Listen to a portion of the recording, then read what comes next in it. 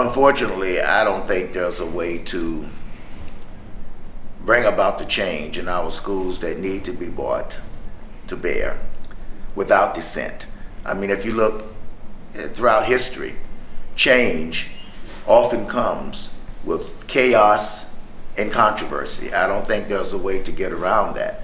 So I'm not sure that we can ever remove dissent. I think that what we need to do, though, is at the same time that we respect the democracy of the right for people to think, that those who have dissenting views, and I think variety is good, the variety of opinion. I think that what we've allowed ourselves to generate now, which is negative, that the reform community seems to be very polarized. I think that we all have to come together, even with different views and different perspectives, and to put them out there. If you got a better idea, let's put it out there and examine it.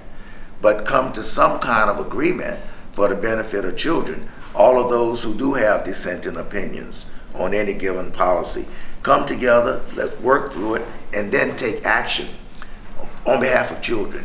And I think this is one of the growth spurts that all of those who are in ed reform need to do, is that we got to stop fighting each other and get to the point where we come together to talk through things so that we can begin to take action that really changes what is a bad system.